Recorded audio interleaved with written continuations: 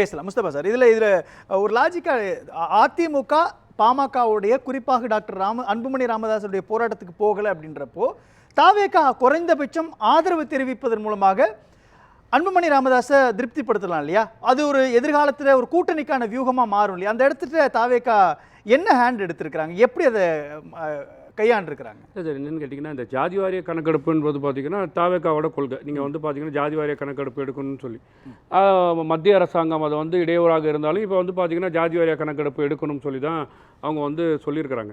இப்போ பாமகவை பொறுத்த வரைக்கும் அன்புமணி பாமக, நம்ம ராமதாஸ் பாமக, இதில் வந்து என்னன்னு கேட்டிங்கன்னா இவங்க 2 பேருமே வந்து பார்த்திங்கன்னா தனித்தனியாக ஆர்ப்பாட்டம் நடத்துறது, தனித்தனியாக போராட்டம் நடத்துறது, தனித்தனியாக செயற்குழு கூட்டுறது, தைலாபுரம் தோட்டத்தில் கூட்டத்தை கூட்டுறது, இவர் பனையூரில் கூட்டத்தை கூட்டுறது, 2 பேருக்கும் யாருக்கு பலம் என்ற ஒரு காட்டுறதுக்கான நிகழ்வாக தான் இது வந்து பார்த்திங்கன்னா எனக்கு இந்த சார் அது தாவேகாவுக்கு அந்த இடத்துல பொலிட்டிக்கல் ஸ்ட்ராட்டஜி இல்லையா? நான் ஒரே ஒரு விஷயம் கேட்குறேன். ஒரு பக்கம் செங்கோட்டையன் மூலமாக அதிமுகவுடைய முக்கியமான தலைவர்கள் அல்லது முன்னாள் நிர்வாகிகள், முன்னாள் அமைச்சர்களை உள்ள கொண்டு வரதுக்கான ஒரு கேம் பிளே பண்ணிட்டு இருக்காங்க அப்படின்னும் பொழுது, இன்னொரு பக்கம் டாக்டர் அன்புமணி ராமதாஸை உள்ள கொண்டு வரும் மூலமாக அதிமுகவுடைய மெஜாரிட்டியான நபர்கள் பிளஸ் பாமக ஒரு பெரிய ஸ்ட்ரென்த்தா மாறி இருக்கும் இல்லையா? தாவேகாவுக்கு நீங்க வந்து பாத்தீங்கன்னா கண்டிப்பாக தேர்தல் நெருக்கத்தில், தேர்தலோட கால சூழல்ல, தேர்தல் வந்துருக்கிற சூழலில் வந்து பாத்தீங்கன்னா கண்டிப்பான கூட்டணிக்கான முடிவை வந்து தாவேகா வந்து முயற்சி செய்யும்.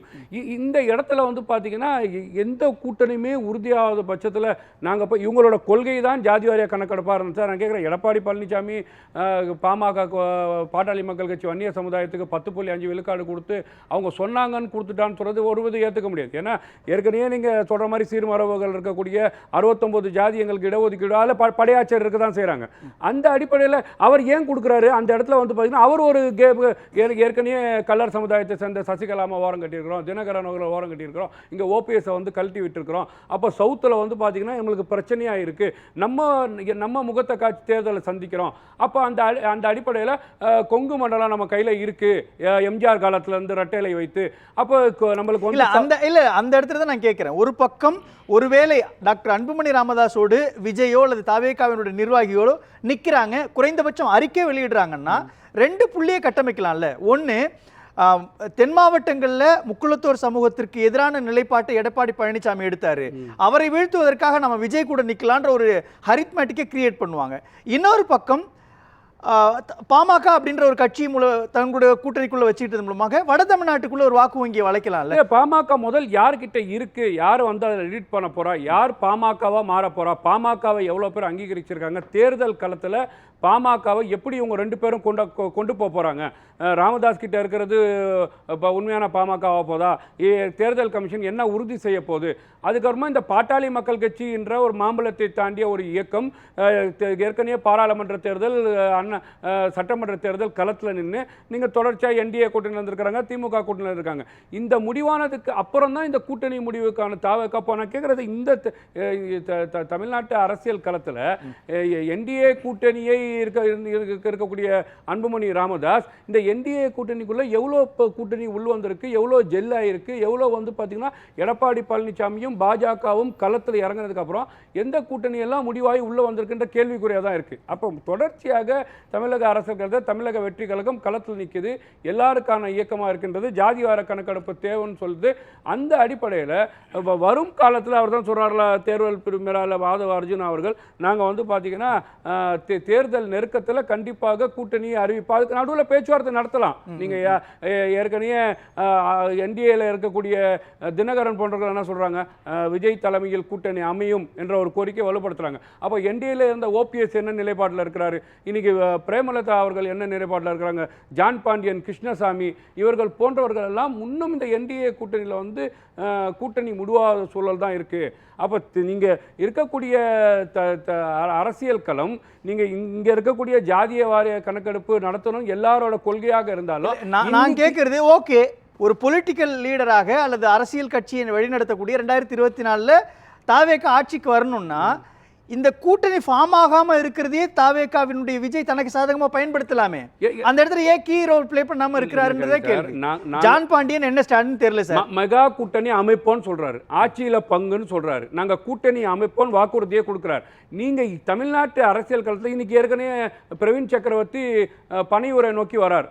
திமுக இருக்கக்கூடிய பிரதானமாக காங்கிரஸ் வின்னிங் கூட்டணி நாங்கள்லாம் தொடர்ச்சியாக 17 வருஷம் கூட்டணியில் இருக்கக்கூடியன்னு சொல்லக்கூடியவர்கள் இந்த சைடு வராங்க. அப்போ இந்த நிலைப்பாடெல்லாம் பார்க்கும்போது அப்போ இந்த இடத்துல காங்கிரஸுடைய தயவு நமக்கு வேணும், பாமகவோட தயவு வேணாம். இல்ல காங்கிரஸ் வந்தா பாமக வராதா? என்னாச்சு பிரச்சனை? அவங்களுக்குள்ள கொள்கை பிரச்சனை இருக்கா? காங்கிரஸ் வந்தா அப்பனா குறைஞ்சபட்சம் பேசிருக்கலாம். அதுதான் இது இங்க என்னன்னு ஒரே அவங்க ஜாதிவாரி கணக்கெடுப்பு நடத்தணும்ன்றதுதான் தாவேகாவினுடைய நிலைப்பாடு. நாங்கள் வெளியிலிருந்து பாட்டாளி மக்கள் கட்சிக்கு ஆதரவு தரோம். டாக்டர் அன்புமணி ராமதாஸ் எந்த பாட்டாளி மக்கள் கட்சிக்கு? சரி இப்படியே சொல்லட்டுமே, எந்த அன்புமணி திமுக எதிர்ப்பு அப்படின்ற புள்ளியில திமுக எதிர்ப்புன்ற புள்ளியில டாக்டர் அன்புமணி ராமதாஸை ஆதரிக்கிறோம்னு ஒரு ட்வீட் போட்டிருக்கலாமே. அப்ப அன்புமணி ராமதாஸ் ஆதரிக்கிறோம்னு சொல்லிட்டு பாத்தீங்கன்னா இன்னைக்கு வந்து அன்புமணி ராமதாஸ் அவர்கள் மட்டும்தான் தாவேகாவோட கூட்டணின்னு சொல்ல இதுக்கு தள்ள போறீங்களா? சார், பாட்டாளி மக்கள் கட்சி களத்துல நிக்குது, அன்புமணி களத்துல நிக்கிறார். யார் பாமகன்னு உறுதியாகல. இந்த கொள்கையில உறுதி சார். காரியாதை கணக்கெடுப்பு வேணும், இதுல வந்து மறுக்க முடியாது. திமுகவோட கொள்கை அதே கொள்கை தான். புரியுதா உங்களுக்கு? அப்போ நந்தகுமாரோ அல்லது வந்து மூத்த பத்திரிகையாளர் நக்கீரன் பிரகாஷ் சொல்லும் பொழுது சொல்றாங்களே, இப்போதைக்கு அவங்க 2 பேருடைய ப்ராப்ளம்ன்றது சரி வராது.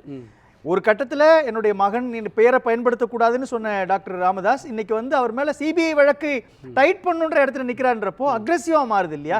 இந்த இடத்துல நீங்க ப்ரூஃப் பண்ணுங்கன்ற கால இடைவெளியை ஏன் தாவேகா கொடுக்கணும்? நீங்க வந்து பாத்தீங்கன்னா தகப்பனாருக்கும் மகனுக்கும் பிரச்சனை சரி வராது. என் மேல நீங்க சிபிஐ ரைடு எடுங்கன்றாரு, என் பேரை பயன்படுத்தாரு. நீங்க தேர்தல் களத்துல வரும்போது இந்த சூழலை எப்படி உடைந்த பாமகவா களத்துல நிக்க போறாங்களா, இல்ல பாமக இவர் தான் வந்து பாத்தீங்கன்னா அங்கீகரிக்க பாமகவா யார் 2 பேர்ல மாத்த போறாங்க?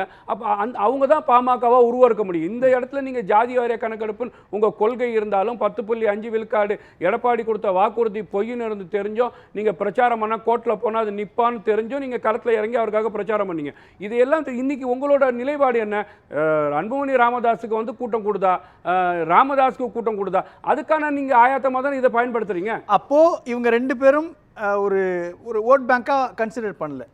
அதுதான் சொல்கிறேன். நீங்கள் ஏற்கனவே வந்து பார்த்தீங்கன்னா தமிழக வெற்றி கழகம் களத்தில் வந்ததுக்கப்புறம் பாமகவோட ஓட்டு, வன்னியர் சமுதாயத்தை ஓட்டு, வட தமிழக ஓட்டு விஜய் பக்கம் வந்து வலுவாக வந்து அங்கே இருக்கக்கூடிய இளைஞர்கள், வன்னியர் சமுதாய மக்கள் வந்து தாவேகாவை நோக்கி வந்துட்டு இருக்கிறாங்க. நீங்கள் வந்து அது வாக்கு வங்கியாக மாறிட்டு இருக்கு. அப்போ இதையெல்லாம் பார்க்கும்போது அவர் கிரவுண்ட் ரியாலிட்டி என்ன இருக்குது, இவங்களுக்கு உண்மையாகவே நீங்கள் சொல்லக்கூடிய 4 விழுக்காடு இருக்கா, 5 விழுக்காடு இருக்கா? ஒரு விஷயம் இயல்பாகவே புரியல சார். அம்பேத்கர் எல்லாருக்குமான தலைவர் அம்பேத்கர் நூல் வெளியீட்டு விழாவில் விஜய் ஓப்பனாவே பேசுறாருல்ல, அண்ணன் திருமாவளவனுடைய மனசாட்சி இங்கே தான் இருக்கும், அவர் அங்கே இருந்தாலும் கூட திமுகவுடைய நிர்பந்தத்தினால் அவர் அங்கே இருக்கிறார், ஆனால் முழுக்க முழுக்க இந்த மேடையில் தான் இருக்குன்னு சொல்கிறார் இல்லையா? இந்த ஸ்டாண்டை ஏன் பாமக விவகாரத்தில் தாவேகா எடுக்க மாட்டேங்குது? இல்லை சார், நீங்கள் என்ன நினைக்கிறீங்கன்னு கேட்டிங்கன்னா, பெரிய வன்னியர் சமுதாய மக்கள் அங்கே வாக்களிக்கக்கூடிய மக்கள் தமிழக வெற்றி கழகம் வாக்களிக்கிறது நான் சொல்கிறேன். நீங்கள் ராமதாஸ் அவர்கள் கூட்டணியில் நீங்கள் அவர் சொல்லும் போது என்ன சொல்கிறாங்க களத்தில், பாஜக எங்களுக்கு கொள்கை ரீதியான எதிரி, திமுக எங்களுக்கு அரசியல் ரீதியான எதிரி. அதுக்கப்புறம் பார்த்தீங்கன்னா விஜய் அவர்கள் தலைமையை ஏற்றுட்டு யார் வந்தார் நான் கேட்குறேன். இந்த இதே விடுதலை சிறுத்தையும் பாமக ஒரே கூட்டணியில் கடந்த காலத்தில் இருந்தது இல்லையா? இப்போ சனாதன எதிர்ப்பு பேசக்கூடிய விடுதலை சிறுத்தையும் பாசிச கொண்ட பாஜக ஒரே கூட்டணியில் இருந்தது இல்லையா? ஹெச் ராஜாவை எம்எல்ஏ ஆக்குனது இல்லையா? அப்போ திருமாவளவன் அவர்கள் களத்தில் நின்னது இல்லையா? இந்த அடிப்படையில் இந்த தமிழக அரசியல் களம் நீங்கள் கூட்டணி காலத்தில் வந்து பார்த்தீங்கன்னா திமுகவும் பாஜகவோட தான் கூட்டணி வைக்க மாட்டோம், விஜய் அவர்கள் தலைமையை ஏற்றுக்கிட்டு யார் வந்தாலும் கூட்டணி வைக்கும்னு சொல்லும்போது கண்டிப்பாக முழுமையாக அரசியல் களத்தில் யார் தலைமையை ஏற்றுட்டு விஜய் அவர்களை ஏற்று கூட்டணியில் வராங்களோ அவங்க கூட ஆதரவு நிலைப்பாட்டில் வருவாங்கன்னு